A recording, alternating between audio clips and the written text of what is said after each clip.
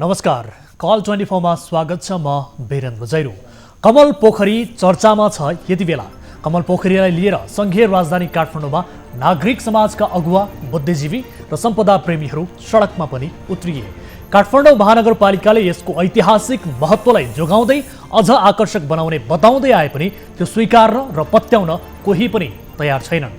किनभने रानी पोखरीको निर्माणमा पनि उसले इतिहास नभई आधुनिकता ढाल्न खोजेको प्रष्ट भएको थियो।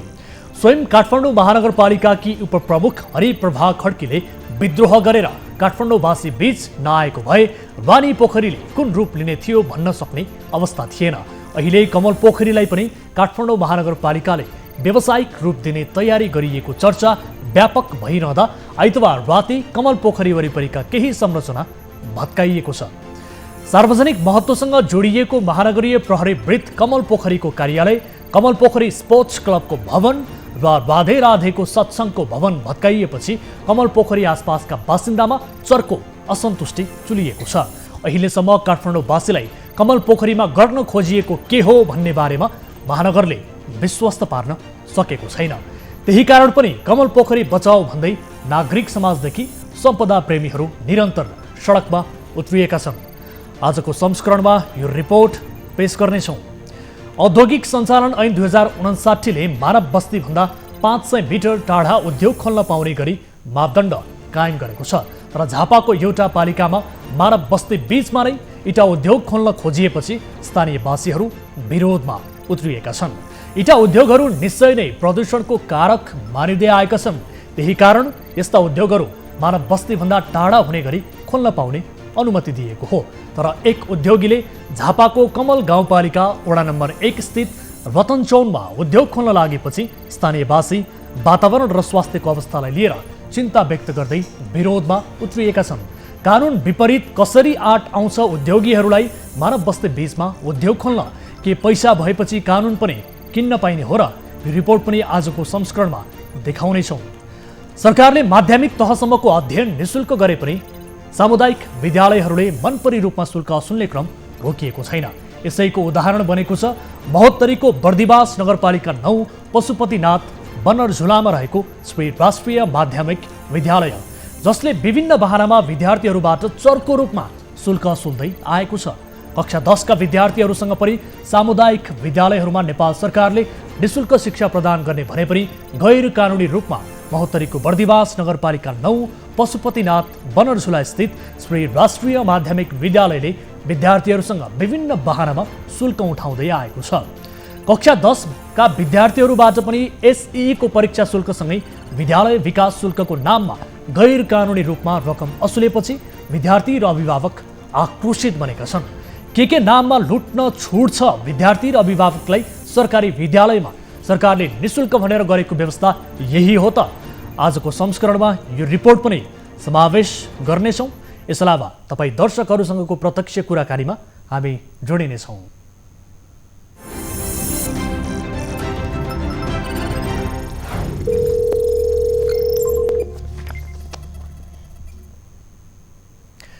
दर्शकहरू, कार्यक्रम कल 24 को नयाँ श्रृङ्खलामा उपस्थित भइसकेका छौँ। विविध विषयहरू सहित आज पनि उपस्थित छौँ। आम नागरिकका ससाना समस्यालाई पनि समाधान गर्ने कोसिस हामी कार्यक्रम मार्फत गर्दै आएका छौँ। कुनै आपद विपदमा पर्नु भएको छ, कुनै जिज्ञासाहरू छन्, कुनै गुनासोहरू छन् भने तपाईँका जायज गुनासोलाई हामी महत्त्वका साथ कार्यक्रममा प्राथमिकता दिनेछौँ र तपाईँले प्रत्यक्ष रूपमा हामीलाई सहभागिता जनाएर आफ्नो गुनासोहरू राख्न सक्नुहुन्छ, जसका लागि हाम्रो टोल फ्री नम्बर 1660 011 2424, एन्सल नम्बर 9884 011 037 मा तपाईँले कल गर्न सक्नुहुन्छ र सँगसँगै 9884 011 037 मा तपाईँले कल गर्न सक्नुहुन्छ र विविध विषयहरू आज कार्यक्रममा समावेश गरेका छौँ।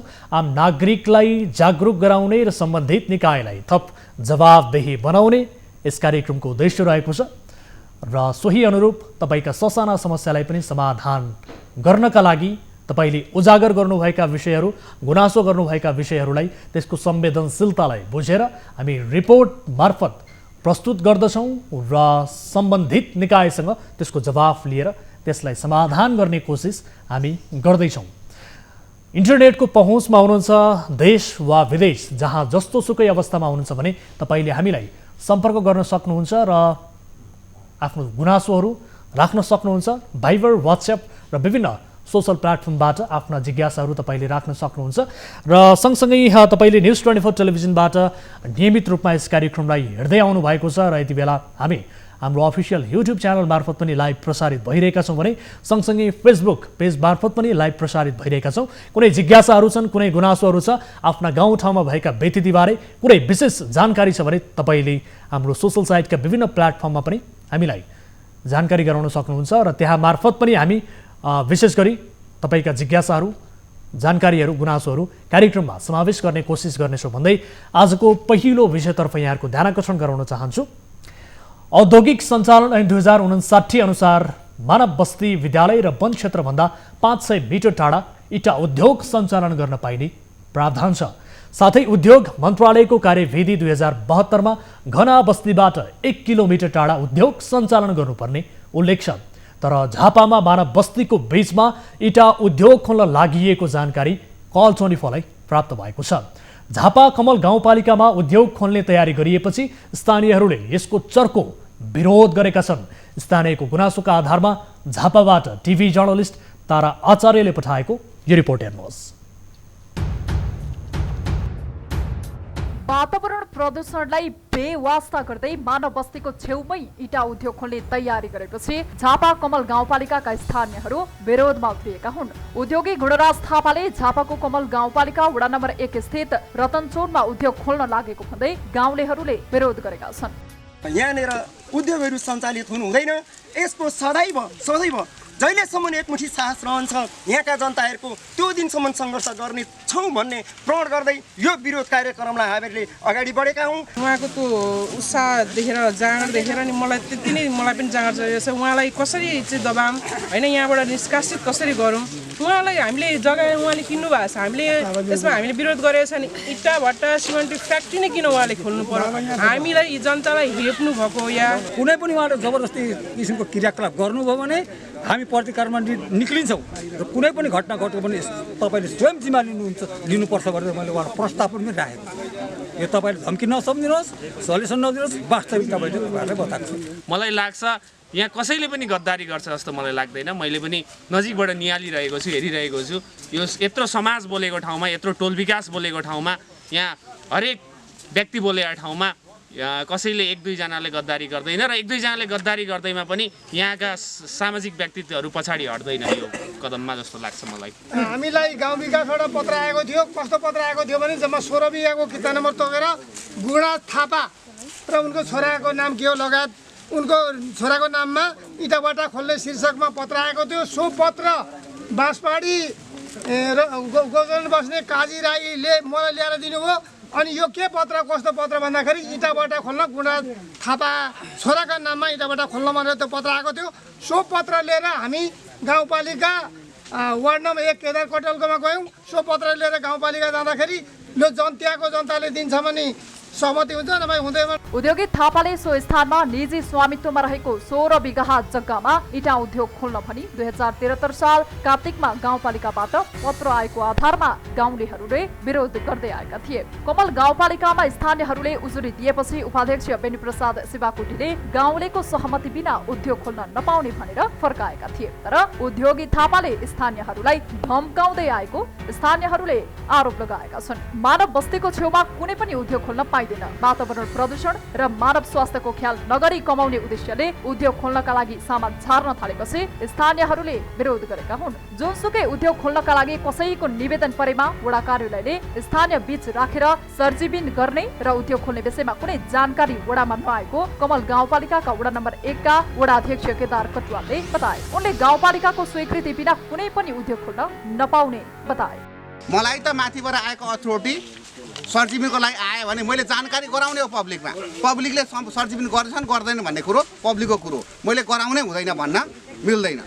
त्यसैले तर यो विषयमा चाहिँ हामीलाई कुनै पनि जानकारी अहिलेसम्म नआएको कुरो म जानकारी गराउन चाहन्छु। झापा जिल्लामा विगत केही वर्ष यता इटा उद्योग खोलिने क्रमले तीव्रता पाएको छ। कृषि उपज उत्पादनको दृष्टिकोणले उर्वर भूमि मानिने झापामा कतिपय जमिनहरू मरुभूमिमा परिणत हुँदै आएका छन्। मानव बस्ती नजिकै खोलिने यस्ता उद्योगले जनस्वास्थ्यमा पनि नकारात्मक असर पुर्याउने गरेको पाइएको छ। यहाँका अधिकांश मानिसलाई श्वास प्रश्वासको समस्याका कारण अस्पताल धाउनेको संख्या पनि बढ्दै गएको छ।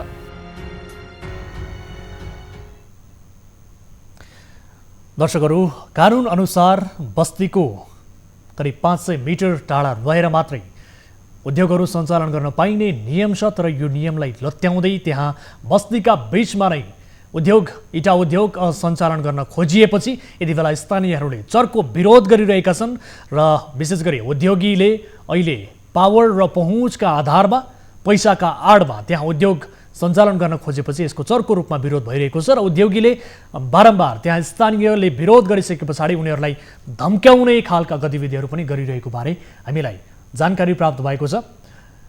यसबारेमा हामी थप जानकारी लिने कोसिस गरिरहेका छौँ। विशेष गरी गाउँपालिकाबाट पत्र आएको आधारमा गाउँलेहरूले यसको विरोध गर्दै आएका थिए। यसअघि पनि सुरुवाती चरणबाट नै विरोध गर्दै आएका थिए। अन्ततः पत्रकार सम्मेलन गर्दै त्यहाँ स्थानीय नागरिकहरू यसको चर्को रूपमा विरोध गर्न बाध्य बनेको स्थिति छ। तर त्यहाँ पैसा र पहुँचका आधारमा भने इटा उद्योग सञ्चालन गर्न खोजिएको बारे हामीलाई जानकारी प्राप्त भएको छ।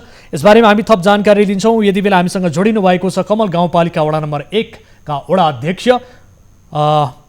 केदार कटुवाल प्रत्यक्ष सम्पर्कमा हुनुहुन्छ। वडा अध्यक्षज्यू, स्वागत छ यहाँलाई कार्यक्रममा। धन्यवाद। न्युज 24 टेलिभिजनलाई पनि मेरो तर्फबाट, व्यक्तिगत र मेरो कमल गाउँपालिकाको तर्फबाट। हजुर, अब स्थानीयहरूले चर्को रूपमा विरोध गरिरहेका छन्, तर पनि मानव बस्तीको बीचमा नै इटा उद्योग खोल्ने तयारी भइरहेको बारे जानकारी प्राप्त भएको छ। यसबारे समग्रमा बताउनुहोस् त। वडा कार्यालयले पनि कुनै स्वीकृति नदिएको भनेर स्वयं तपाईँहरूले पनि बताउनु भएको स्थिति छ। अवस्था के हो? यो किन चाहिँ यसरी बिना स्वीकृति स्थानीयले विरोध गर्दा गर्दै पनि इटा उद्योग खोल्न खोजिएको छ बस्ती बीचमा कानुनलाई मिचेर? धन्यवाद। सर्वप्रथम त म के भन्न चाहन्छु भने योभन्दा अगाडि दुईचोटि उहाँले पहिलोचोटि पनि इटा उद्योग खोल्न खोज्नु भएको थियो 71 देखि 72 सालको बिचमा। त्यतिखेर मैले मेरो आफ्नै नेतृत्वमा त्यतिखेर मैले भट्टा रोक्ने प्रयास गरेँ र रोक्न सफल पनि भयो। जस्तो 1.5 वर्ष अगाडि उहाँले त्यही जग्गामा उहाँले सिमेन्ट फ्याक्ट्री राख्ने भन्नुभयो। त्यो सिमेन्ट फ्याक्ट्रीको विषयमा चाहिँ अब वातावरण मैत्री भएको खण्डमा हामी समाजले पनि त्यसलाई सपोर्ट गर्छौँ भनेर हामी अरू अन्त भएको सिमेन्ट फ्याक्ट्रीहरू हेर्न गयौँ। तर अब त्यो विषयमा अब पब्लिकले त्यसलाई नरुचाइसकेपछि त्यसलाई पनि हामीले बन्द गरियो। अब अहिले आएर उहाँले 1 महिना अगाडि चाहिँ जुन यो फेरि भट्टा खोल्छु भन्ने विषय चाहिँ आधिकारिक चाहिँ होइन। हामीलाई वार्डमा कुनै जानकारी छैन, गाउँपालिकामा कुनै जानकारी छैन। तर उहाँले चाहिँ केही कन्स्ट्रक्सनको काम केही गर्न भनेर अलिकति ढुङ्गा बलुवा र अलिकति रड गिराउनु भएको रहेछ। काम चाहिँ जे सुरुवात गरिसक्नु भएको छ होइन, त्यो गिराउनु भएको रहेछ। त्यो गिराइसकेपछि जनताले पब्लिकले किन तपाईँले गिराउनु भयो भन्दाखेरि चाहिँ उहाँले चाहिँ मैले भट्टा खोल्ने हो भनेर भन्नुभएको कारणले गर्दाखेरि अलिकति पब्लिक आक्रोशित भएको हो। त्यो आक्रोशित भएको कुरो मसँग पनि आइपुग्यो। तर अब मैले चाहिँ मलाई कुनै उहाँको सम्पर्क पनि नभएको र उहाँले वार्ड कार्यालयसँग कुनै सिफारिस, कुनै कारकिला, कुनै इजाजत, कुनै उहाँको पाना नम्बर, कुनै भ्याट नम्बर, कुनै अब तपाईँको दर्ता केही पनि कुरोको प्रोसेस अगाडि नबढेको कारणले गर्दा म चाहिँ यो विषयमा अहिले उहाँले चाहिँ तत्काल बाहिरी पब्लिकबाट चाहिँ खोल्नको लागि केही जनमत तयार हुन्छ कि भन्ने उहाँको पहल हो कि जस्तो लाग्छ। वडा अध्यक्षज्यू, एकैछिन होल्डमा रहनुहोला। हामीले यति बेला टेलिफोन सम्पर्कमा ल्याएका छौँ झापा जिल्लाका प्रमुख जिल्ला अधिकारी श्रवण कुमार तिमिल सिन्हा हाम्रो प्रत्यक्ष सम्पर्कमा हुनुहुन्छ। सिडिओ साहब, स्वागत छ यहाँलाई कार्यक्रममा। धन्यवाद सर। अब विशेष गरी कमल गाउँपालिका वडा नम्बर 1 स्थित वतन चौनमा इटा उद्योग खोल्न लागेको भन्दै यति बेला त्यहाँका स्थानीयहरूले विरोध गरिरहेका छन्। जुन औद्योगिक सञ्चालन ऐन 2059 अनुसार मानव बस्ती भन्दा करिब 500 मिटर टाढा मात्रै इटा उद्योग खोल्न पाइने प्रावधान रहेको छ। यो कानुनलाई कुल्चेर त्यहाँ स्थानीयले विरोध गर्दा गर्दै पनि र गाउँपालिकाको स्वीकृति बिना नै यसरी इटा उद्योग खोल्न लागि भन्दै विरोध गरिरहेका स्थिति छ। यसबारे के भन्नुहुन्छ सिडिओ साहब? यो कानुनलाई कुल्चेर यसरी इटा उद्योग खोल्ने आँट कहाँबाट आइरहेको छ त्यो उद्योगीलाई? यो विषयमा मलाई जानकारी थिएन, मेरो नोटिसमा थिएन, यहाँले जानकारी गराउनु भयो। हजुर के रहेछ म सम्बन्धित पालिकासँग समन्वय गरेर बुझ्छु, मेरो जानकारीमा थिएन यो विषय। हजुर हामीसँग वडा अध्यक्षज्यू पनि जोडिनु भएको छ, सम्पर्कमै हुनुहुन्छ, उहाँसँग केही जानकारी तपाईँलाई गराउनका लागि म अनुरोध गर्न चाहन्छु। वडा अध्यक्षज्यू सुन्दै हुनुहुन्छ? सिडिओ साहबलाई यसबारे जानकारी थिएन, तपाईँहरूले अब त्यहाँका स्थानीयहरूले यति धेरै विरोध गरिरहनु भएको छ, जनप्रतिनिधिहरू पनि स्वीकृति छैन, अनुमति छैन, पटक पटक तपाईँहरूले पनि रोक्ने प्रयास गरेको भनेर बताउनु भएको छ। यसबारे स्थानीय प्रशासनलाई कुनै जानकारी थिएन? यसो छ, यो विषयमा कस्तो भने उहाँले यो आधिकारिक रूपमा के हामीसँग नआइसकिसकेपछि यसको बारेमा हामीले अगाडि कुनै पनि कार्यक्रम अगाडि सार्न हामीले मिल्दैन। उहाँले हामीसँग कुनै निवेदन, कुनै चारकिला, कुनै प्रक्रिया सुरु गर्नु भएको होइन, उहाँले पब्लिकमा कुरो राख्नु भयो अरे। हजुर त्यही पब्लिकमा कुरो राखेको कारणले पब्लिकबाट विरोध भयो। अब यो विरोध भइसकेपछि अहिले उहाँ ब्याक सरिसक्नु भयो होला, कुनै उहाँले सम्पर्क गाउँपालिकामा मैले बुझेँ, गाउँपालिकामा उहाँले सम्पर्क गर्नु भएको छैन, वार्डमा पनि सम्पर्क गर्नु भएको छैन। त्यसले गर्दाखेरि उहाँले चाहिँ पब्लिकको केही सेन्टिमेन्टल जित्न सकिन्छ कि भनेर पहल मात्रै सुरु गर्नु भएको हो कि भन्ने लागेको छ। उहाँले हामीसँग यो कुरो कुनै आधिकारिक जानकारी पठाउनु भएको छ, तर उहाँको योभन्दा अगाडिको उहाँले खोल्न लागेका सिमेन्ट फ्याक्ट्री भटाको कारणले गर्दा पब्लिक आकर्षित भएको कुरो मन बुझ्नमा आउँछ।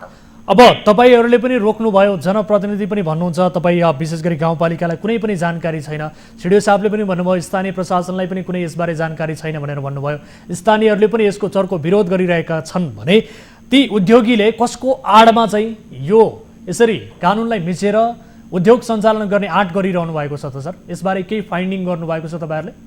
होइन, यसो छ, अब त हामीले कस्तो भने अब हामी जनप्रतिनिधि भइसकेको एउटा स्थानीय निकायको नेतृत्व गरिसकेको व्यक्ति हामीले आँकडामा चाहिँ हामीले होइन यस्तो कुराहरू बोल्न मिल्दैन। तर उहाँले अवश्य पनि पब्लिकको सेन्टिमेन्ट पब्लिकले नचाहँदै मैले त हिजो भनेको छु, पब्लिकको त्यहाँनिरको जनचाहना विपरीत भट्टा होइन औषधि फ्याक्ट्री पनि खोल्न पाइँदैन। हजुर अब उद्योगी जो थापा हुनुहुन्छ, गुणराज थापा, उहाँले त स्थानीयहरूलाई बेला बखतमा धम्क्याउने गरेको समेत स्थानीयले हामीलाई जानकारी दिएका छन्। यो किसिमको गुनासो तपाईँहरू समक्ष पुगेको छ कि छैन? होइन, धम्काउने विषय त उहाँले आजभन्दा 71 सालमा मलाई आफै मैले नेतृत्व लिएर पहिले उहाँले खोल्न आँटेको भट्टाको चाहिँ नेतृत्व मैले लिएर त्यहाँ भट्टा मैले रोकेको, त्यतिखेर त मलाई त उहाँले त त्यो विषयमा भोलि तँमाथि जुनसुकै साङ्घातिक आक्रमण पनि हुनसक्छ भनेर मलाई त्यो विषयमा धम्की दिनुभएको हो। अब पब्लिकलाई उहाँले कसरी बोल्नु भएको छ भन्दैन, तर उहाँको विषयमा उहाँले 71 सालदेखि नै उहाँको त्यहाँ 17-18 बिघा जमिन छ, त्यो जमिनमा उहाँले बारम्बार रूपमा केही न केही गर्ने उहाँले सोच बनाउनु भएको चाहिँ हो। तर अहिलेको भट्टाको विषयमा चाहिँ कुनै गाउँपालिका र वार्डलाई आधिकारिक जानकारी छैन। तर अब पब्लिकले फेरि यसपालि उहाँले चाहिँ उहाँको मौखिक भनाइको कारणले र उहाँले 1-2 गाडी बलुवा 2-3 गाडी बलुवा र अलिकति रड झारेको कारणले गर्दा पब्लिक आकर्षित भएको हो।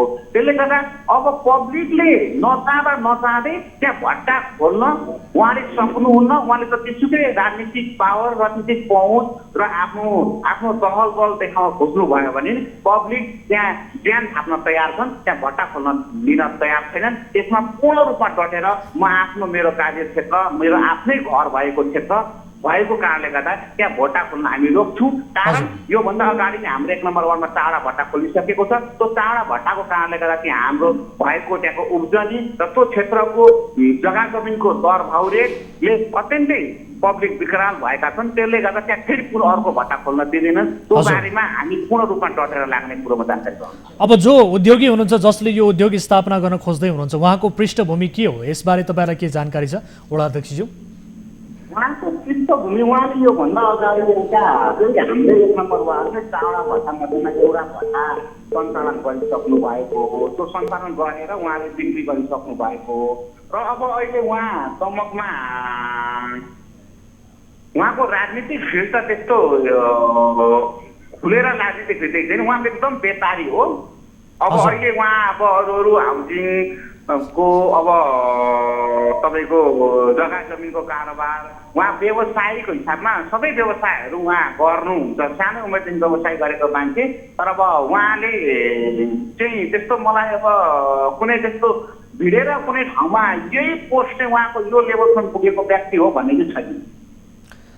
अब विशेष गरी स्थानीय प्रशासनले पनि यसबारे जानकारी छैन भनेर भनिरहँदा हामी सिडिओ साहबलाई पनि टेलिफोन सम्पर्कमा ल्याएका थियौँ। उहाँसँग टेलिफोन यति बेला विच्छेद भएको स्थिति छ। अब त्यहाँका स्थानीयहरूले अलिकति कानुनी प्रक्रिया अपनाएर तपाईँहरूले पनि स्थानीय प्रशासनसम्म पुग्ने स्थिति त्यो अवस्था रहेन, पुग्नु भएको छैन?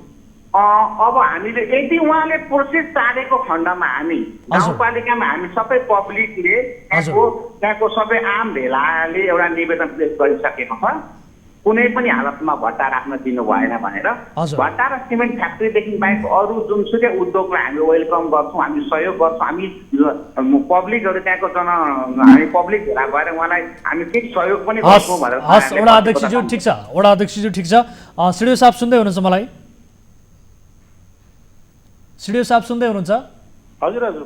अब वडा अध्यक्षज्यूले बताए अनुसार एक जनप्रतिनिधिलाई पनि धम्क्याउने, स्थानीयलाई पनि धम्क्याउने, उहाँ के कसको आडमा चाहिँ यसरी उद्योग सञ्चालन गर्न खोजिरहनु भएको छ भन्ने किसिमको यो जानकारी पनि छैन। उहाँको पृष्ठभूमिबारे पनि त्यति धेरै स्थानीयहरूलाई जानकारी छैन। यो अवस्थामा अब स्थानीय प्रशासनले विशेष गरी त्यो यदि मापदण्ड विपरीत र औद्योगिक सञ्चालन ऐन 2059 विपरीत उद्योग खोल्ने जमर्को गरिए त्यसलाई रोक्न सक्छ कि सक्दैन सर? त्यो अब उद्योग खोल्ने भन्ने कुरो कानुनको परिधिभित्र रहेर उहाँहरूले खोल्नुपर्ने हुन्छ होइन। हजुर। सम्बन्धित निकाय होइन, त्यसरी गरेर EIA गर्ने यी सबै प्रक्रिया पुर्याएर मात्रै उद्योग सञ्चालन हुन सक्छ भन्ने लाग्छ।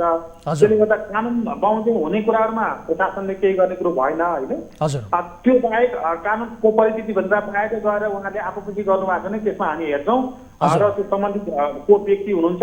मलाई त यहाँकै मिडिया मार्फत मात्रै नोटिस भयो, जानकारी भयो। मलाई जानकारी थिएन यो विषयमा र अहिले त्यहाँ मैले वडाज्यूले भन्दै गर्नुभएको पनि सुनेको छु। म उहाँसँग पनि समन्वय गर्छु, सम्बन्धित पालिकाको अध्यक्षसँग पनि समन्वय गरेर यो विषयमा के रहेछ यसमा प्रश्न हुने म कुरा राख्न चाहन्छु। हस् सिडिओ साहब, यो प्रतिबद्धताका लागि धन्यवाद र स्थानीय प्रशासनले पनि यसलाई गम्भीरताका साथ लिनेछ भन्ने कुरालाई हामी अपेक्षा गर्न चाहन्छौँ। विशेष गरी त्यहाँ यदि स्थानीयको बस्ती बीचमा उद्योग खोलिए धेरै कुरालाई यसले प्रभाव पार्ने देखिएको छ। वातावरण प्रदूषणदेखि लिएर स्थानीयको स्वास्थ्यमा पनि प्रतिकूल असर पार्नेदेखि लिएर अन्य विविध समस्याहरू छन् र सबभन्दा ठुलो कुरो त कानुनलाई नै मिचिने किसिमको कानुन विपरीत यो उद्योग सञ्चालन हुने अवस्था सृजना नहोस्, हामी यही चाहन्छौँ। सर, समय र जानकारीका लागि यहाँलाई धेरै धेरै धन्यवाद। र सँगसँगै वडा अध्यक्षज्यूलाई पनि म धन्यवाद दिन चाहन्छु। विशेष गरी वडा अध्यक्षज्यूले पनि यो विषयलाई लिएर गम्भीरताका साथ लिनुहोला। यहाँहरूले जुन हिसाबले यसको विरोध गरिरहनु भएको छ यसलाई निरन्तरता दिनुहोला र यदि उद्योग खोल्ने जमर्को गरिए त्यस पछाडि स्थानीय प्रशासनसँग समन्वय गरेर यसलाई विशेष गरी यो मापदण्ड विपरीत र कानुन विपरीत हुने क्रियाकलापलाई रोक्नका लागि हामी अनुरोध गर्न चाहन्छौँ। वडा अध्यक्षज्यू सुन्दै हुनुहुन्छ? म एकदम सुनिरहेको छु। सर्वप्रथम त न्युज 24ले हाम्रो मानव बस्तीभित्रमा खोल्न आँटेको उद्योगको बारेमा धेरै चासो लिएर जनतालाई सूचित गरिदिने अधिकारलाई एकदम राखिदिनु भएको मेरो एकदम आत्मादेखि म धन्यवाद दिन चाहन्छु। र एउटा म यहाँको नवनिर्वाचित जनप्रतिनिधि, तर म जनप्रतिनिधि कुन विचारबाट चुनाव जिते भन्दा पनि म हरेक व्यक्तिको मतबाट, हरेक राजनीतिका विचार भएका मान्छेको मतबाट म चुनाव जितेको व्यक्ति।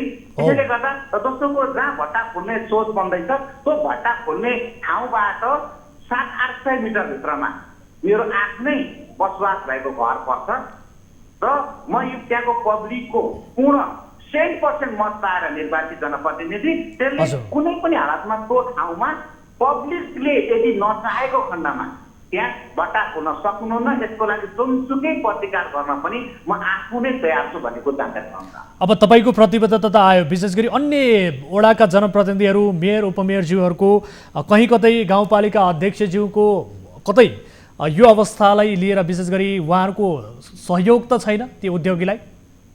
होइन, अब म चाहिँ अहिले त्यो उहाँको सहयोग छ म भन्न सक्दिनँ होइन, किनभने हामीले मनोगणनको हिसाबले यस्ता कुराहरू गर्नु हुँदैन। म फरक विचारबाट कमल गाउँपालिकामा मैले एउटा मात्रै जनप्रतिनिधि हो जुन फरक विचारबाट चुनाव जितेर आएको मान्छे। त्यो भन्नेमा मैले आज एजोल अरूको विचारबाट जितेर आएको भएको व्यक्तिलाई पुष्ट जुन कुरो मैले उहाँलाई आरोप लगाउन पुष्ट हुने समाचारभन्दा बाहिर म बोल्न चाहन्न। ठिक छ, तपाईँको ओडासँग सम्बन्धित भएको हुनाले, विशेष गरी तपाईँको ओडासँग सम्बन्धित भएको हुनाले यदि त्यसो हो भने पनि कोही व्यक्तिहरू प्रभावित भएका छन् भने पनि तपाईँले चाहिँ यसको खरो रूपमा विरोध गर्नुहुनेछ भन्ने कुरालाई लिएर हामीले कन्सर्न राख्न खोजेको र तपाईँको प्रतिबद्धता पनि यही हिसाबलाई लिन खोजेको खासमा। एकदमै म यो विषयमा यदि त्यस्तो खालको काहीँ यदि मैले गन्ध पाएँ र त्यसको सबुत प्रमाण पाएँ भने म पूर्ण रूपले त्यसको नगर होइन यो क्षेत्र यो जिल्ला हिसाबकै म मेरो राजनीतिक फिल्डबाट म उहाँलाई पूर्ण प्रतिकार गर्ने गरी म अगाडि बढ्ने कुरो पनि म प्रतिबद्धता गर्छु। हस्, यो समय र जानकारीका लागि यहाँलाई धेरै धेरै धन्यवाद वडा अध्यक्षज्यू। Thank you. न्युज 24लाई पनि म एकदम आभार व्यक्त गर्न चाहन्छु। हस् दर्शकले यति बेला हामीसँग जोडिनु भएको थियो कमल गाउँपालिका वडा नम्बर 1 का वडा अध्यक्ष केदार कटुवाल र सँगसँगै प्रमुख जिल्लाधिकारी श्रवण कुमार तिमिल सिन्हा हाम्रो प्रत्यक्ष सम्पर्कमा हुनुहुन्थ्यो। स्थानीय प्रशासनको पनि यस विषयलाई लिएर ध्यानाकर्षण गराएका छौँ र सँगसँगै त्यहाँका वडा अध्यक्षहरू र स्थानीयहरू त यसको विरुद्धमा हुनुहुन्छ। यहाँ मापदण्ड विपरीत यसरी बस्तीको बीचमा इटा उद्योग खोल्न पाइँदैन भनेर चर्को रूपमा विरोध गरिरहनु भएको छ। यस विषयलाई हामी आगामी कार्यक्रममा फेरि पनि स्थानीयको पक्षमा रहेर फलोअप गर्ने नै छौँ। र यति बेला कोही सर्वसाधारण हामीसँग जोडिनु भएको छ आफ्नो गुनासो सहित। नमस्कार, को बोल्दै हुनुहुन्छ, कहाँबाट? हजुर सर नमस्कार, म झापा बिएससीबाट कृष्ण प्रसाद दाहाल बोलेको सर। झापाबाट यहाँको शुभ नाम के भन्नुभयो, एकपटक फेरि भन्नुहोस् त। झापा मेची नगरबाट कृष्ण दाहाल बोलेको। कृष्णजी, के समस्यामा पर्नुभयो, के थियो यहाँको जिज्ञासा? राख्न सक्नुहुन्छ। हजुरलाई सानो स्थितिको विषयमा गुनासो राखौँ भनेर नि। राख्नुहोस् न, कुन विद्यालयको विषयमा भन्नुभयो नि त? हाम्रो झापा धुलाबारी मावि स्कुलमा नि सर। हजुर। अस्ति मुङ्सिरदेखि क्लास लागेको होइन। हजुर। अब अरू बोर्डिङ स्कुलहरूमा चाहिँ जुन दिनदेखि लागेको त्यही दिनदेखिमा चाहिँ फिलिङ भयो। त्यहाँ धुलाबारीमा त्यो सरहरूले के भन्नुभयो भनेदेखि जुन दिनदेखि स्कुल लाग्यो त्यो दिनदेखि होइन, पैसा 1 गतेदेखिको फी लाग्छ, त्यसरी हुँदैन, हामीले अनलाइन पनि पढाएका छौँ, हाम्रो टिचरलाई तलब दिनुपर्छ, त्यसरी हुँदैन, पैसादेखिकै लाग्छ भनेर भन्नुभयो। मैले मुङ्सिरदेखिको फी पठाइदिएको थिएँ, सरहरूले हुँदैन, वर्ष दिनकै लाग्छ भनेर भन्नुभएछ। यसरी चाहिँ अब प्राइभेट स्कुलहरूमा पनि स्कुल लागेको दिनदेखि मात्रै लिनुभएको छ। शुक्रबार स्कुलमा पनि एउटा नानी त्यहाँ पढ्छन्, जुनदेखि क्लास लागेको त्यो दिनदेखि मात्रै लिनुहुन्छ त्यहाँको सरहरूले हो। हस्, तपाईँको जिज्ञासा सिधै हामी सम्बन्धित निकाय समक्ष राख्ने कोसिस गरिरहेका छौँ। यति बेला हामीसँग जोडिनु भएको छ धुलाबारी माध्यमिक विद्यालयका प्रिन्सिपल महेन्द्र सर जोडिनु भएको छ। महेन्द्र सर, स्वागत छ यहाँलाई कार्यक्रममा। हजुर, धन्यवाद सर। हजुर, अब विद्यालयमा विशेष गरी एउटा गुनासो आएको छ। एकजना मेचीनगर नगरपालिकाबाट कृष्ण प्रसाद दाहालजीले हामीलाई गुनासो गरिरहनु भएको छ। उहाँको गुनासो प्रत्यक्ष रूपमा यहाँलाई सुनाउँछु। कृष्णजी, सुन्दै हुनुहुन्छ? हजुर, सुन्दैछु सर। हामीसँग प्रिन्सिपलज्यू जोडिनु भएको छ महेन्द्र सर, उहाँलाई आफ्नो गुनासो राख्नुहोस् त।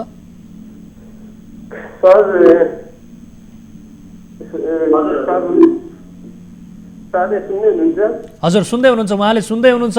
तपाईँ आफ्नो जिज्ञासा गुनासो राख्नुहोस् उहाँलाई। के अरे अब सरले अब हाम्रो धुलाबारी माविमा मुखीदेखि क्लास लागेको हुँ। अब अरू यो शुक्रबार बोर्डिङ स्कुलमा पनि जुन दिनदेखि लागेको त्यही दिनदेखि सर हाम्रो धुलाबारी। महेन्द्र सर, यहाँले बुझिरहनु भएको छैन? कृष्णजी, विशेष गरी तपाईँले शुल्क बढी लिएको भन्ने सवाललाई लिएर आफ्नो गुनासो राख्नु खोज्नु भएको हो? हजुर, मैले वैशाख 1 गतेदेखिको फी उहाँले नपढाएको महिनाको पनि लाग्छ भन्नुभयो, त्यही गुनासो राखेको छ। लकडाउनमा स्कुल खोलिएन तर वैशाखदेखि नै शुल्क लिइयो भन्ने जिज्ञासा उहाँको रहेको छ। महेन्द्र सर, के भन्नुहुन्छ? उहाँको जिज्ञासालाई कसरी शान्त गर्नुहुन्छ? कति कक्षाको विद्यार्थी हो कृष्णजी? कति कक्षा हो? 10 क्लास। 10 कक्षाको भन्नुभयो उहाँले, 10 कक्षा। ए सुन्नु न, यस्तो हुन्छ, यो कक्षा 10 को अब नेपाल सरकारको नियम अनुसार हामी कक्षा 10 को विद्यार्थीको फी लिँदैनौँ र कक्षा 10 सम्म निशुल्क छ। अब इङ्ग्लिस मिडियम हामी चलाउँछौँ र इङ्ग्लिस मिडियम अभिभावकहरूको अनुरोधमा हामीहरूले सञ्चालन गरे हो र इङ्ग्लिस मिडियम पढाउनलाई हामीहरूले निजी स्रोतका केही शिक्षकहरू राखेका छौँ र अभिभावकहरूले हामी विद्यालयलाई सहयोग गर्छौँ। यति सहयोग गर्छौँ इङ्ग्लिस मिडियम चलाइदिनु भन्नुभएकोले हामीहरूले अभिभावकको सहयोग चाहिँ लिन्छौँ, अभिभावकहरूले दिएको सहयोग लिने हो। र उहाँहरूले के भन्नुभएको छ भने कक्षा 10मा हामी विद्यार्थी पढाए बापत वार्षिक 14,000 रुपियाँ विद्यालय सहयोग जम्मा गर्छौँ भन्नुभएको छ र त्यही अनुसार हामी अभिभावकहरूबाट सहयोग लिन्छौँ। अब त्यो पढाएको समयको लिने, नपढाएको समयको लिने, लकडाउनको समयको लिने भन्ने हिसाबले हामीहरूले त्यसरी लिएकै छैनौँ। महेन्द्र सर एकपटक सुन्नु होला सर।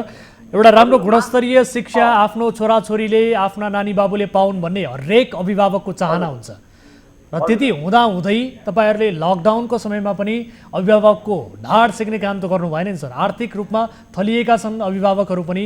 यति बेला उहाँले गुनासो गरिरहनु भएको छ, विशेष गरी तपाईँले वैशाखदेखि नै शुल्क लिनुभयो। उहाँको गुनासो सही छ होइन आफ्नो ठाउँमा। अब हामी के गर्यौँ भन्दा वैशाखदेखि चलाएको विद्यालय असारसम्मको हामीहरूले निजी स्रोतका शिक्षकलाई तलब पाएका छौँ भनेको हामीहरूले 15 महिनाको तलब निजी स्रोतका शिक्षकलाई पायौँ विद्यालयको ठाउँबाट सोच्दाखेरि होइन। त्यो भनेको अभिभावकहरूबाट प्राप्त त्यही सहयोगबाट हामीहरूले विद्यालय के अरे शिक्षकहरूलाई तलब खुवाएको हो एउटा कुरो। अर्को कुरो हामीहरूले असारदेखि अनलाइन क्लास चलाएका छौँ र अहिले हामी असारदेखि कन्टिन्यू चलाएर मङ्सिरदेखि हामी विद्यालय सञ्चालन गरिरहेका छौँ। यो कक्षा हामी फेरि असारसम्म नै चलाउँछौँ, किन जेठसम्म चलाउँछौँ, किन जेठमा एसी हुँदैछ। अनि हामीहरूले जस्तो त्यो 14,000 रुपियाँ हामीहरूले वार्षिक लिने गरेका छौँ अभिभावकबाट। त्यो पनि के छ भने कोही अभिभावकले म तिर्न सक्दिनँ भन्दाखेरि उहाँलाई जबरजस्ती हामीहरूले तिर्नै पर्छ पनि भनेका छैनौँ।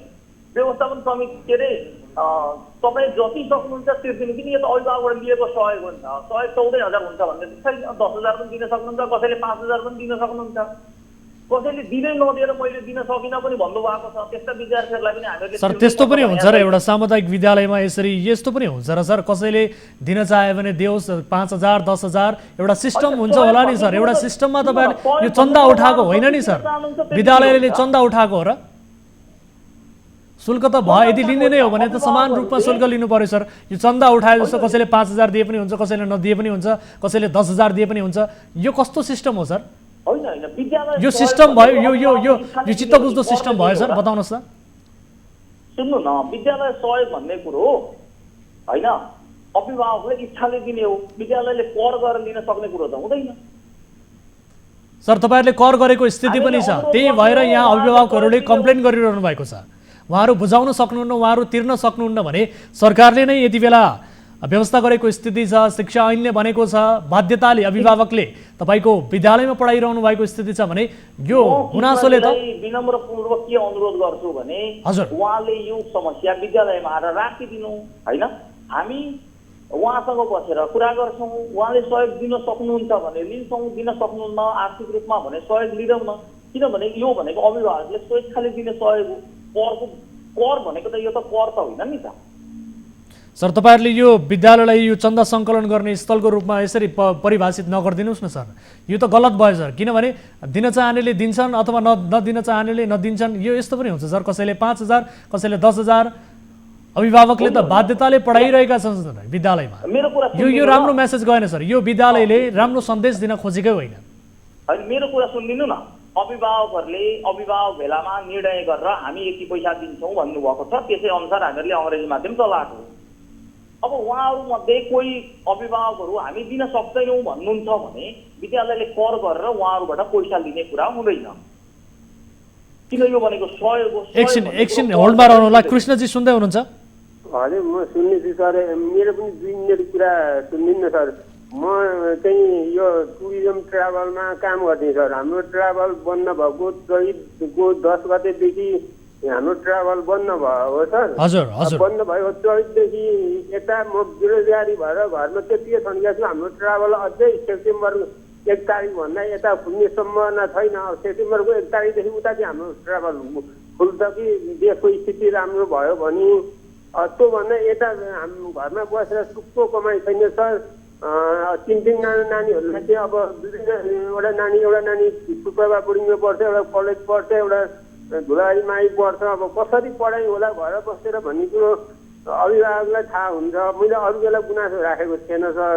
अब यस्तो अवस्थामा एकदम आर्थिक स्थिति कमजोर भएको कारणले गर्दाखेरि म बेरोजगारी भएर बसेको कारणले गर्दाखेरि मैले उहाँ सरहरूलाई यो गुनासो राखेको। योभन्दा अगाडि मैले गुनासो राखेको थिएन। म पनि त्यस्तै पीडित म बेरोजगारी गरेर बसेको थिएँ। महेन्द्र सर सुन्दै हुनुहुन्छ? महेन्द्र सर हजुर, अब लकडाउनको समयमा उहाँहरूको एकपटक सुन्नु होला, लकडाउनको समयमा उहाँहरूको आय स्रोत घट्यो र सँगसँगै अब पैसा आउने कहीँ कतै पनि बाटो रहेन, बेरोजगार जस्तै बने भनेर उहाँले स्वयं गुनासो गरिरहनु भएको छ। उहाँ जस्तो अभिभावक धेरैको कम्प्लेन होला सर, धेरैको, विशेष गरी धेरै अभिभावकहरू कोरोनाको लकडाउनको कारण थलिएका छन्, बेरोजगार जस्तै बनेका छन्। तर यो लकडाउनको अवधिमा पनि यहाँहरूले शुल्क उठाइदिँदा, यसरी सामुदायिक विद्यालयमा एक हिसाबले शुल्क उठाइदिँदा करेक्सन गरेँ हजुर है, शुल्क होइन अभिभावकबाट आउने सहयोग हो, उहाँहरूले स्वेच्छाले दिने हो। यदि उहाँहरू दिन सक्षम हुनुहुन्न र दिनुहुन्न भने सहयोग भन्ने कुरो नदिँदा पनि हुन्छ। अब कृष्णजी सुन्दै हुनुहुन्छ? तपाईँले यो शुल्क बुझाउनै पर्छ भनेर भनिएको छ कि अथवा के भनिएको छ तपाईँलाई, यो बताउनुहोस् त। उहाँले आएर मसँग त भेट्नु नै भएन होइन, म प्रिन्सिपल हुँ, मसँग प्रधान अध्यापक हुँ, उहाँ र मेरो बिचमा यो विषयमा कुरै भएको छैन। अब कृष्णजी आउनुभयो, यहाँ आएर के कुरा भयो कोसँग होइन, ठिक छ उहाँ आउनु होला, मसँग बसेर कुरा गर्नु होला, यसको तत्काल समस्याको समाधान भइहाल्छ। अब महेन्द्र सर, उहाँले तत्कालका लागि तपाईँलाई गएर भेटेपछि त्यस पछाडि जो कृष्णजी मात्र होइन, उहाँ जस्तै अन्य आर्थिक अवस्था कमजोर भएका अभिभावकहरूले तपाईँलाई भेट्यो भने उहाँहरूलाई सहुलियत हुन्छ कि हुँदैन? एकदमै हुन्छ नि, यो त नहुने हुन्छ नि त।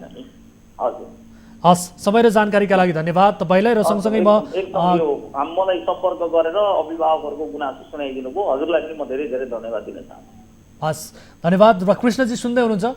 हजुर, एकपटक तत्काल गएर महेन्द्र सरलाई भेट्नुहोस् र सँगसँगै तपाईँले यदि तिर्न सक्नुहुन्न भने त्यो हिसाबले तपाईँले आफूले कुरा गर्नुहोस् र उहाँले बताएअनुसार जसले तिर्न सक्दैन उहाँलाई कर गरेका छैनौँ भनेर भन्नुभएको छ। एकपटक भेट्नु होला है त। हस्, धेरै धेरै धन्यवाद।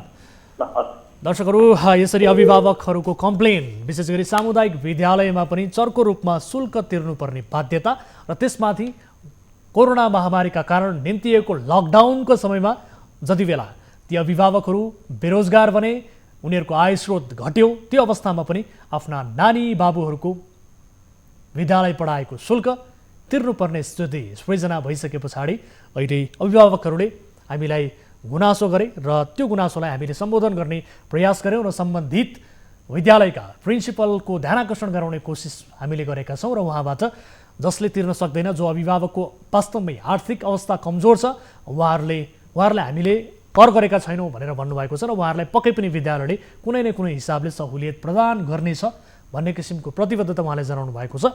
अब आजको अर्को विषय, काठमाडौँ महानगरपालिकाले कमल पोखरी विस्तार योजना अनुसार महानगरीय प्रहरी वृत्त कमल पोखरीको कार्यालय, कमल पोखरी स्पोर्ट्स क्लबको भवन र राधे राधेको सत्सङ्ग भवन भत्काइदिएको छ। आइतबार साँझ काठमाडौँ महानगरपालिकाले डोजर लगाएर ती भवन भत्काएपछि कमल पोखरी स्पोर्ट्स क्लबले चर्को विरोध गरेको छ। स्थानीय सरकारको काम भत्किएका संरचना निर्माण गर्ने र भएका संरचनाको संरक्षण गर्ने हो, तर मेयर विद्यासुन्दर शाक्यले भने आफ्नो स्वार्थ पुरा गरी, विशेष गरी पुरा गर्न भएका प्राचीन संरचना तथा राधे राधेको सत्सङ्ग भवन भत्काइएको भन्दै उनीहरूले आक्रोश पोखेका छन्, चर्को विरोध गरेका छन् र स्थानीयको गुनासोका आधारमा तयार पारिएको यो रिपोर्ट हेर्नुहोस्।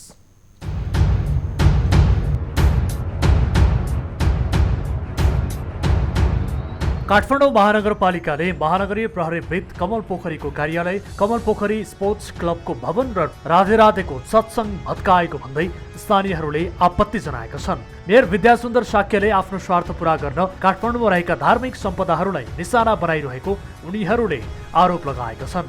अचानक हिजो म यहाँ थिँदा पनि थिएन, म नहुँदाखेरि अचानक हिजो चाहिँ करिब 4 देखि 4:30 बजेभित्र चाहिँ यहाँ 1200 जना प्रहरीहरू खटाएर एउटा मान्छे पनि यहाँ भित्र छिर्न नदिएर, यहाँका स्थानीयलाई पनि भित्र छिर्न नदिएर, चरामुसा यहाँ भित्र छिर्न नदिएर काठमाडौँ महानगरपालिकाको विद्यासुन्दर शाक्यज्यूले चाहिँ हाम्रो धर्म र हाम्रो संस्थामाथि उहाँले एकदम प्रहार गर्नुभयो। हाम्रो धर्ममाथि हाम्रो छातीमा लात्तीले हाने जस्तो भएको छ।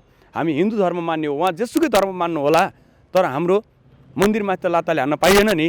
यो सांस्कृतिक सम्पदा हो भनेर चिठी लेखेर हाम्रो गुरुपुत्रीहरू यहाँ आउँदाखेरि उहाँले भिआइपी कक्ष उपलब्ध गराउनु भएको थियो भिजिट नेपालको सन्दर्भमा। त्यो नजिर छ हामीसँग र यो खालको जुन ताण्डव नृत्य वैदिक सनातन धर्मको संरक्षण गर्ने गरी भनेर संविधानमा प्रस्तावनामा लेखिएको छ।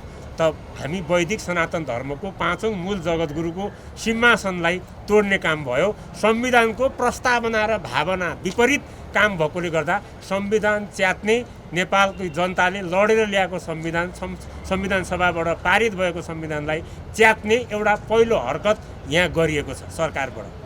यता महानगरपालिकाका प्रमुख प्रशासकीय अधिकृत राजेश्वर गेवालीले कमल पोखरीको गुरु योजना अनुसार कमल पोखरी पुनर्निर्माणका लागि ती कङ्क्रिट संरचना भत्काएको जानकारी दिनुभएको छ। कमल पोखरी वरिपरि महानगरीय प्रहरी वृत्त, कमल पोखरीको कार्यालय, कमल पोखरी स्पोर्ट्स क्लबको भवन र राधे राधेको सत्सङ्ग क्लब भवन लगायतका संरचना महानगरपालिकाले पूर्व योजना अनुसार नै ती संरचना भत्काएको प्रमुख प्रशासकीय अधिकृत मैनालीको भनाइ छ। अब चारैतिरका कुनामा काठको कलात्मक मण्डप बनाउने योजना छ। त्यहाँ कङ्क्रिटको प्रयोग नगर्ने र सामान्य रूपमा सिमेन्टको प्रयोग हुने महानगरको भनाइ छ।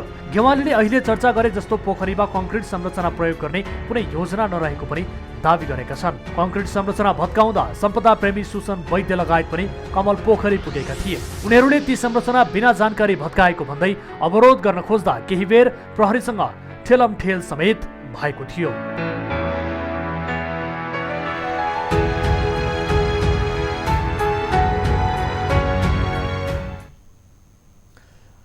दर्शकहरू, आइतबार साँझको दृश्य हो यो। विशेष गरी स्थानीय र प्रहरी बीच ठेलमठेलको दृश्य पनि हामीले दर्शकहरूलाई देखाएका छौँ। झडपको स्थिति सृजना हुन पुगेको थियो कमल पोखरीको विवादलाई लिएर र महानगरले भएका ऐतिहासिक संरचनालाई मेट्न खोजेको भन्दै स्थानीयहरूले विरोध गरिरहेका छन्। र विशेष गरी आइतबार साँझ कमल पोखरीको कार्यालय, प्रहरी वृत्त र कमल पोखरी स्पोर्ट्स क्लबको भवन र राधे राधेको सत्सङ्ग भवन एकाएक भत्काइदिए पछाडि यो विरोध, यो विवाद अझ बढी चुलिएको स्थिति छ। र यस विषयमा हामी थप जानकारी लिने कोसिस गरिरहेका छौँ र विशेष गरी स्थानीयहरूले त्यहाँ कङ्क्रिटको प्रयोग गरिन थालिएको र पुरानो ऐतिहासिक सम्पदामाथि महानगरले प्रहार गर्न खोजेको भन्ने किसिमका आरोपहरू लगाइरहँदा र चर्को यसको विरोध समेत गरिरहँदा यस विषयमा हामी थप जानकारी लिने कोसिस गरिरहेका छौँ। विशेष गरी सम्बन्धित स्थानीयसँग पनि कुराकानी गर्नेछौँ र सँगसँगै काठमाडौँ महानगरपालिकाका सम्बन्धित पदाधिकारीसँग हामी कुराकानी गर्ने कोसिस गरिरहेका छौँ। किनभने पछिल्लो समय काठमाडौँको यो कमल पोखरीको विवाद यति बेला चर्चामा छ र यसअघि रानी पोखरी, ऐतिहासिक रानी पोखरीको पनि विवाद सृजना भएको थियो र बल्ल बल्ल त्यो विवाद को अन्त्य भइसके पछाडि रानी पोखरीले पुनर्निर्माणमा पूर्णता पाएको स्थिति थियो। रानी पोखरीको पनि इतिहास मेट्न खोजिएको भन्दै, आधुनिकता ढङ्गले निर्माण गर्न खोजिएको भन्दै यसअघि विरोध भएको स्थिति थियो भने अहिले कमल पोखरी निकै चर्चामा छ र कमल पोखरीलाई लिएर स्थानीयहरूले विरोध गरिरहेका छन् र कमल पोखरीको इतिहास मेट्न खोजिएको र आधुनिकताका हिसाबले यसलाई निर्माण गर्न खोजिएको भन्दै महानगरको विरोध गरिरहेका छन्। र विशेष गरी काठमाडौँ महानगरपालिकाका मेयर विद्या सुन्दर साक्यको यति बेला चर्को रूपमा आलोचना भइरहेको छ, विरोध भइरहेको छ र हामी यस विषयलाई लिएर थप जानकारी लिने कोसिस गरिरहेका छौँ। विशेष गरी स्पोर्ट्स क्लबको भवन र राधे राधेको सत्सङ्ग भवन र सँगसँगै महानगरीय प्रहरी वृत्त कमल पोखरीको कार्यालयको भवन यति बेला भत्काइएको छ। यति बेला टेलिफोन सम्पर्कमा हामीसँग जोडिनु भएको छ कमल पोखरी स्पोर्ट्स क्लबका अध्यक्ष भीम मैनाली प्रत्यक्ष सम्पर्कमा हुनुहुन्छ। मैनाली सर, स्वागत छ यहाँलाई कार्यक्रममा। हजुर, धन्यवाद सर। नमस्कार सर। हजुर, विशेष गरी आइतबार जुन हिसाबले एकाएक यो भवनहरू भत्काइयो, केही झडपको स्थिति पनि त्यहाँ सृजना हुन पुगेको अवस्था रहेको थियो। सबैभन्दा पहिले त यो त्यहाँको हिजोको अवस्थाबारे अलिकति बताउनुहोस् न, अवस्था के थियो र महानगरले कुन हिसाबले एकाएक आएर त्यो भवनहरू भत्कायो, यसबारे बताउनुहोस् त। हस्, धन्यवाद सर।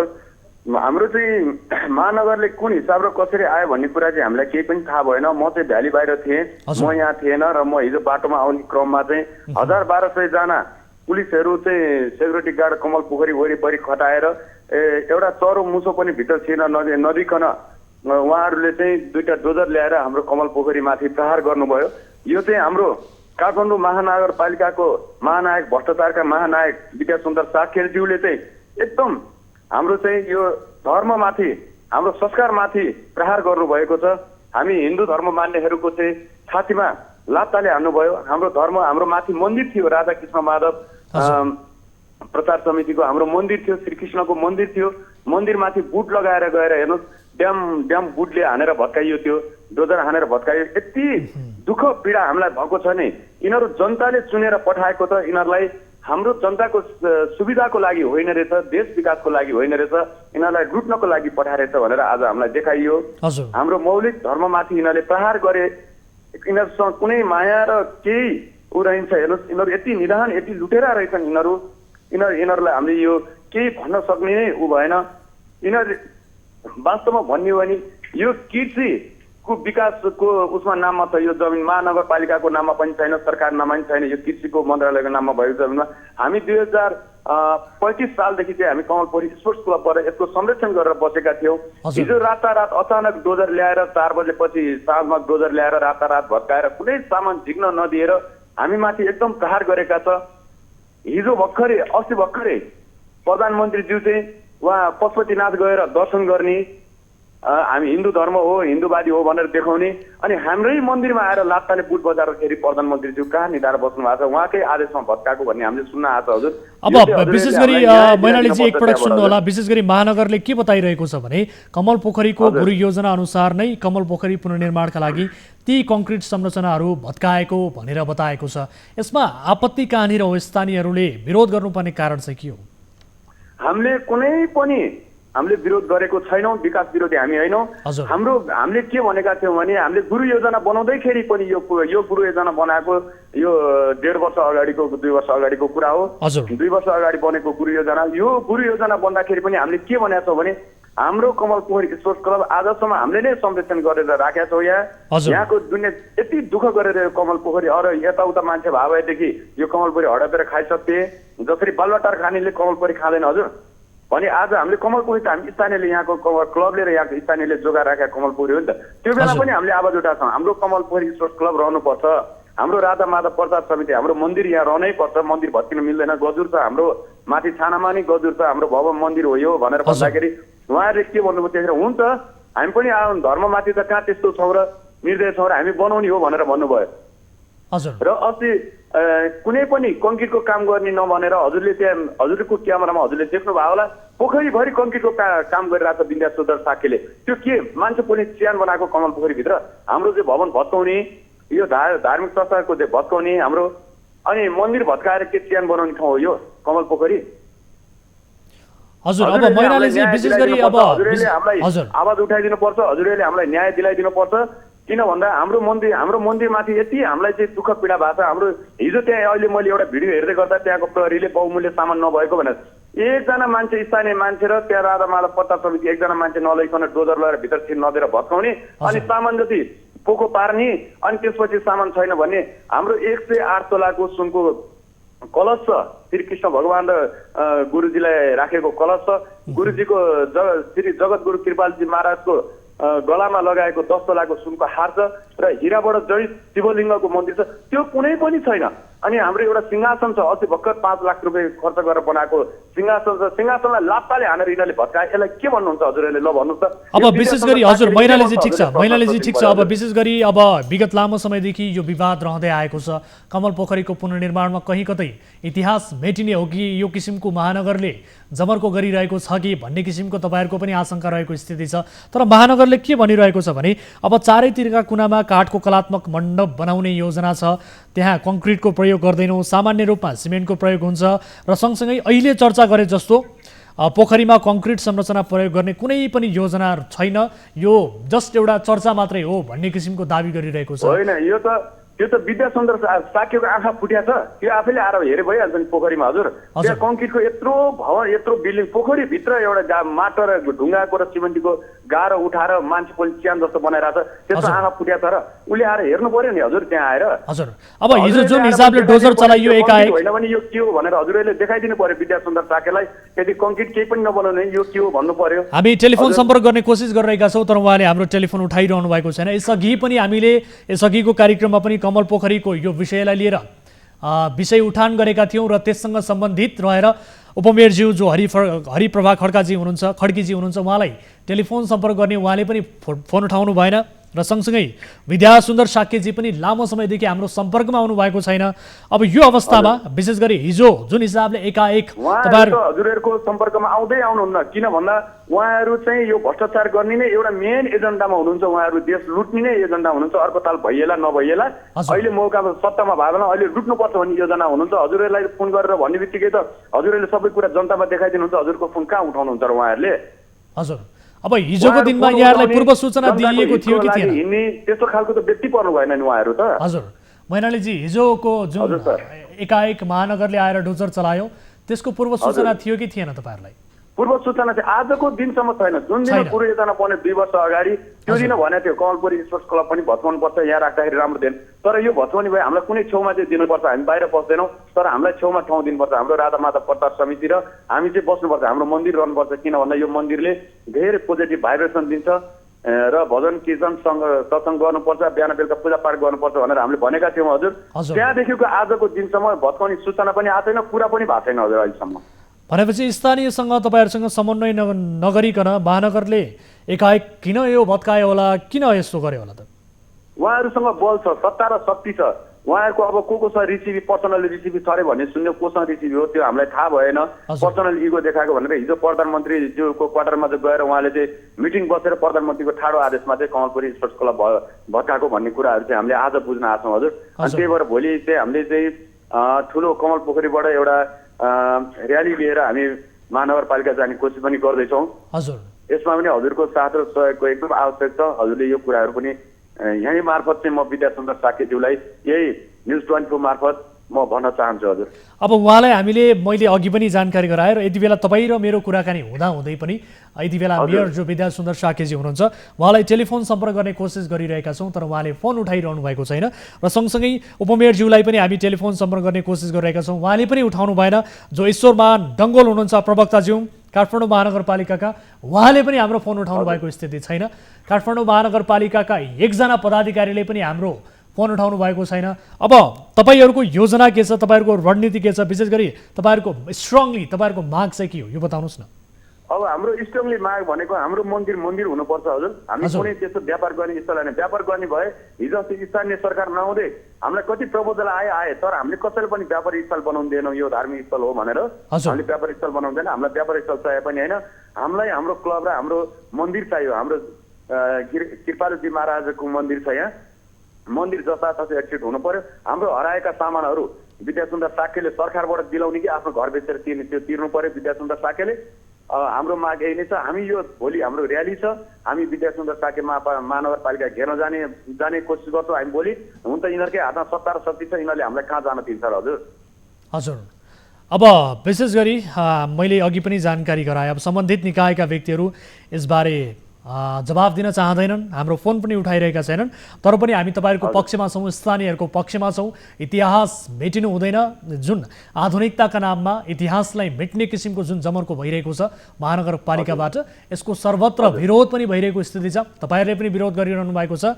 अब विशेष गरी क्षतिको कुरा गर्ने हो भने के कति क्षति भएको छ यसबारे अलिकति बताउनुहोस् त।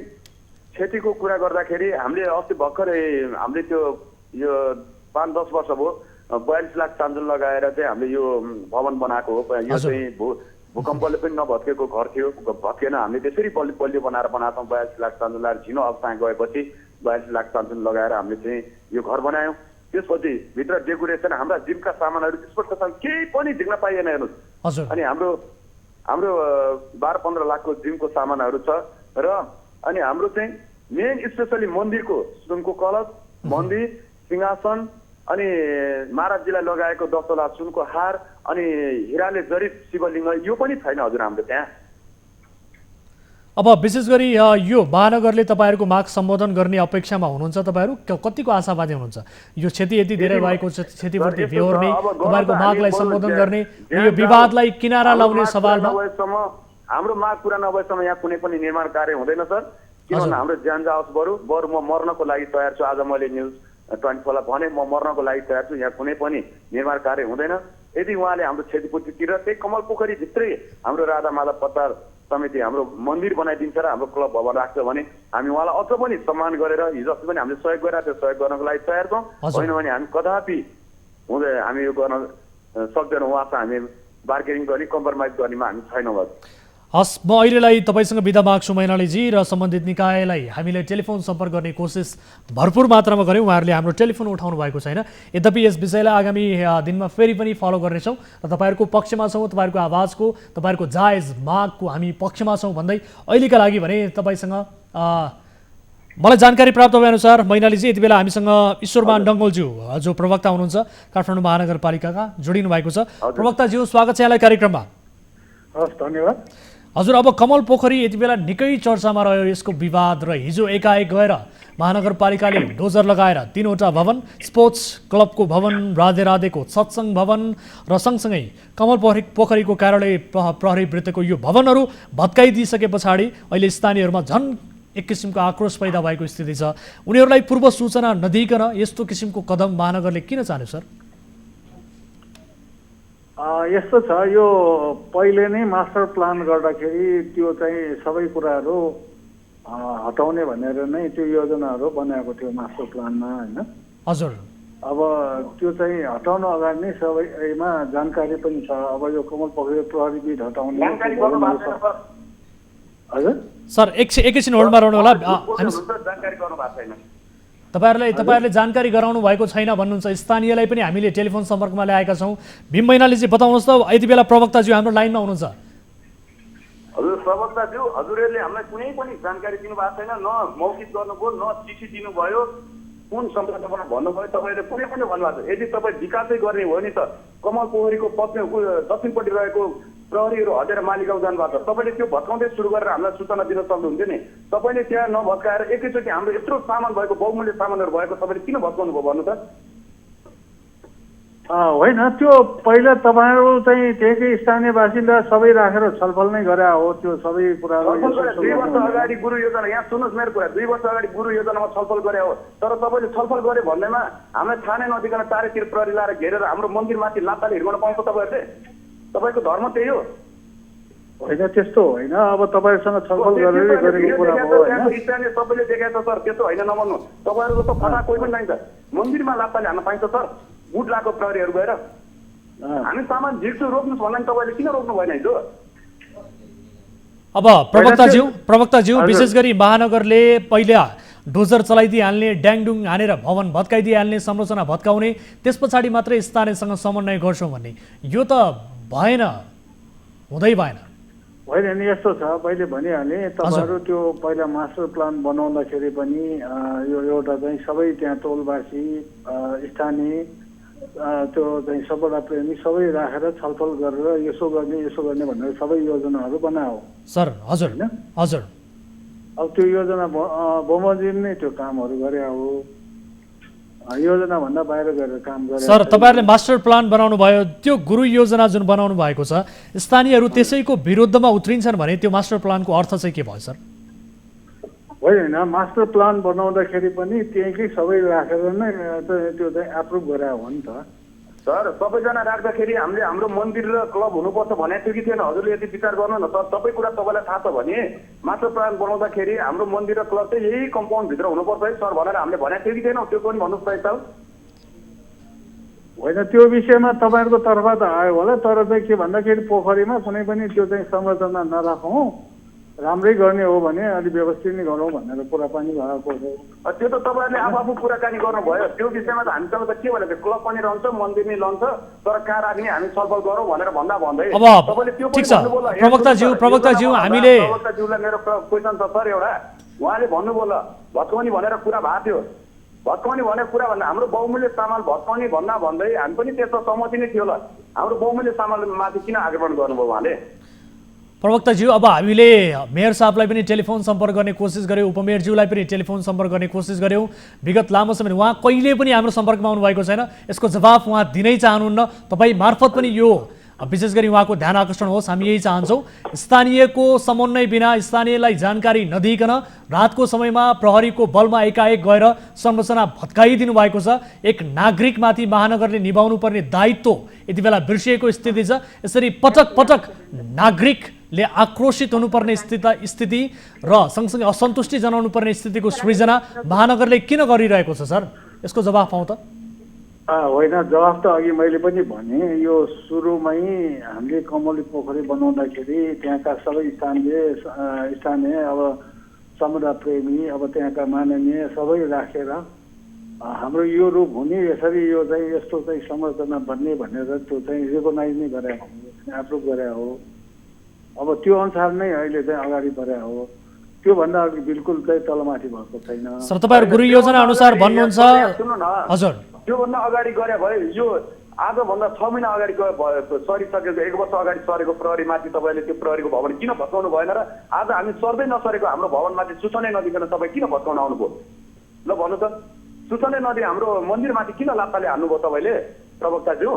होइन, यस्तो हो, अब तपाईँहरूलाई सबैलाई जानकारी नै छ त्यो विषयमा, होइन? अहिले आएर चाहिँ अब जानकारी छैन भन्ने कुरा आफ्नो ठाउँ होला, होइन? अब प्रवक्ताज्यू अलिकति निष्कर्षमा आऊ। ठिक छ, निष्कर्षमा आऊ। मानवता निभाउनु सर, मानवता भन्ने राख्नुहोस्। हुन्छ, तपाईँहरू मन्दिरमाथि आक्रमण गर्ने के मानवता हुन्छ र? तपाईँहरू सूचनाको दिएकै छैन हामीलाई। ठिक छ प्रवक्ताज्यू, अब निष्कर्षमा आऊ। विशेष गरी महानगरले अहिले ऐतिहासिक सम्पदाहरू नामेट पार्न खोजेको हो कि भन्ने किसिमको स्थानीयको चिन्ता पनि छ र सँगसँगै यसरी मन्दिरमाथि आक्रमण गर्दाखेरि झन् स्थानीय नागरिकहरू आक्रोशित भएका छन्। एक प्रतिनिधि स्थानीयको तपाईँले आवाज सुनिसक्नु भएको छ। महानगरले विवाद रहित भएर, एकपटक सुन्नु होला, महानगरले विवाद रहित रहेर कुनै पनि काम गर्न सकेको स्थिति छैन। पूर्व योजना कुनै पनि योजनामा देखिएको स्थिति छैन। यसअघि रानी पोखरीको निर्माणलाई लिएर, पुनर्निर्माणलाई लिएर त्यस्तै किसिमको विवाद सृजना भयो। त्यसै गरी अन्य अब हजुरले भने जस्तो रानी पोखरी अहिलेकै चाहिँ डिजाइन ड्रइङमा गर्ने भनेर हामी लागेकै हो, त्यो अनुसारको नै अहिले बनिया हो। ठिक छ, रानी पोखरीमा नजाउँ, अब त्यो बनिसक्यो सर। अब यो विवाद समाधान कसरी हुन्छ? भोलि उहाँहरू स्थानीयहरू र्याली लिएर तपाईँहरूको कार्यालय, महानगरको कार्यालय पुग्ने योजनामा हुनुहुन्छ। यसको समाधान कसरी गर्नुहुन्छ सर? होइन, अब समाधान भनेको छलफल नै हो। अब पहिला पनि छलफल भएर नै सर, छलफल नै समस्याको मुख्य एजेन्डा हो भने महानगरले हाम्रो संस्कृति सम्पदालाई नष्ट गर्न चाहेको त होइन, अझ व्यवस्थित अझ राम्रो गर्न चाहेको हो। प्रवक्ताज्यू, यदि छलफल गरेर नै समस्याको समाधान निस्किन्छ भने तपाईँहरू सोच्नुहुन्छ भने यो डोजर छलफल बिना नै किन चलाइदिनु भयो त तपाईँले?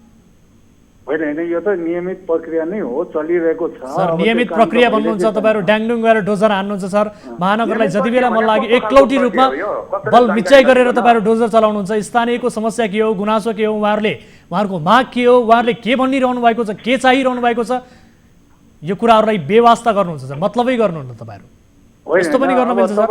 होइन, त्यस्तो होइन। मैले भन्न खोजेको त्यो हामीले योजना बनाउँदाखेरि पनि सबैसँग अगाडि नै बसेर छलफल चलायो। त्यसो महिनौँ चाहिँ होइन, 6 महिनासम्म त छलफलै चलेको। मेरो एउटा कुरा सुन्नु सर, अहिले पशुपतिमा पनि निर्माण गर्ने भनेर पशुपतिको वरिपरि ढुङ्गा बिछायो, कति काम गरे, तर तपाईँले पशुपति मन्दिर गएर भत्काउनुहोस् न, किन नभत्का? तपाईँलाई डर लाग्यो? श्रीकृष्णको यहाँ मन्दिर चाहिँ भत्काउन सक्ने तपाईँ, पशुपति किन भत्काउन सके तपाईँले? योजना गरे भन्नेमा भत्काउनुपर्छ, मन्दिर भत्काउन मिल्छ सर योजना गरेर। ठिक छ प्रवक्ताज्यू, अब अन्तिममा विशेष गरी यो स्थानीयले मात्र यसको विरोध गरिरहेका छैनन्, विशेष गरी सांसद नेताहरूले पनि यसको विरोध गरिरहेका छन्। तपाईँहरूलाई जानकारी नै छ, यसअघि पनि गगन कुमार थापाज्यू उहाँ गएर विरोध गर्नुभएको थियो। सँगसँगै उहाँहरूको स्थानीयको यो कुरालाई लिएर धेरैले यो गलत भइरहेको छ, जे भइरहेको छ, महानगरको कदम एकदम गलत भइरहेको छ भनेर धेरै नेताहरू, कार्यकर्ताहरू मिलेर पनि उहाँहरूले स्थानीयहरूलाई एकैबद्धता जनाउनु भएको छ, स्थानीयको पक्षमा हुनुहुन्छ। यति हुँदाहुँदै पनि तपाईँहरूले आफ्नो एकलौटी रूपमा आफूले डोजर चलाइरहनु भएको छ। अब यसको समाधान कसरी हुन्छ सर? यस्तो बल मिचाइ गर्न रोक्छ कि रोक्दैन महानगरले? यो ठिक भएन, जे भइरहेको छ गलत भइरहेको छ, यसलाई महानगरले सच्याउँछ कि सच्याउँदैन, यो बताउनुहोस् सर मलाई।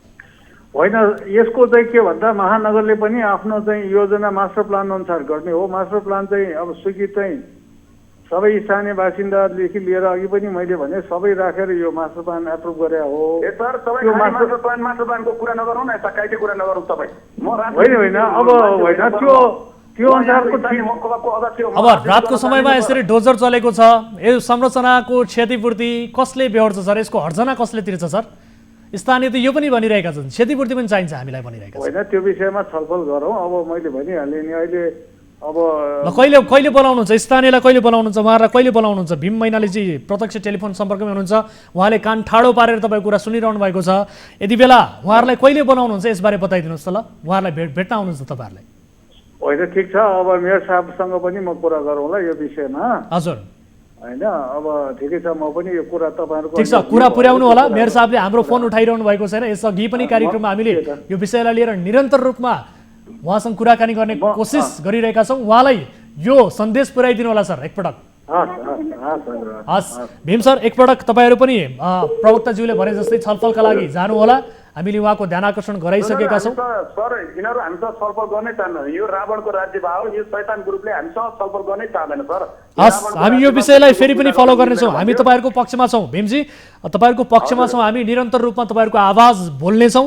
समय र जानकारीका लागि अहिलेका लागि पनि धेरै धेरै धन्यवाद हस् थ्याङ्क यू सर हस् धेरै धन्यवाद दर्शकहरू यो सँगसँगै आजलाई कार्यक्रम कल 24 को निर्धारित समय सकिएको छ कुनै आपद विपदमा पर्नु भएको छ भने तपाईँले हाम्रो टोल फ्री नम्बर 1660 011 2424 एन्सल नम्बर 98 015 72424 र भाइबर नम्बर 98 84 011 037 मा कल गर्न सक्नुहुन्छ आफ्ना गाउँ ठाउँमा भएका बेतिथि विसङ्गति भ्रष्टाचार अनियमितताबारे जानकारी गराउन सक्नुहुन्छ र खल्तीमा बोकेको स्मार्टफोन चाहिँ तपाईँ आफू पनि स्मार्ट बन्नुहोला र गाउँ ठाउँमा भएका गलत कुरालाई आफ्नो भिडियोमा क्याप्चर गरेर हामीलाई सोसल साइटका विभिन्न माध्यमबाट पठाउनु होला भन्दै आजका लागि बिदा हुन्छौँ हामी निरन्तर न्युजमा छौँ नमस्ते